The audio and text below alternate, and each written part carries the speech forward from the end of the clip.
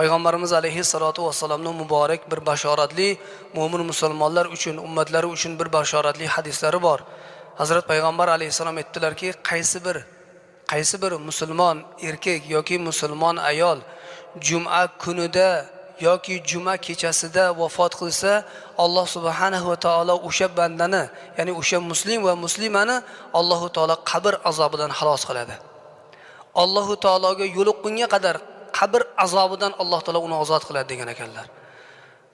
Mo'min musulmonlar uchun eng katta Payg'ambar alayhissalatu vassalamning ulug' bashoratlaridan biri mana bu hadisdagi aytilgan qaysi bir insoniki agar juma kunida vafot qilsa, kunduzi bo'ladimi, kechasimi, bu ba'zi ulamolarimiz aytgan ekanlarki, husnul xotimani belgisi degan ekanlar. Ya'ni xotimasi chiroyli bo'lishligini belgisi juma kuni yoki kechasida vafot qilishlik degan ekanlar. Shunga yo'ygan ekanlar. Mulla Ali al-Qori rahmatullohi alayhi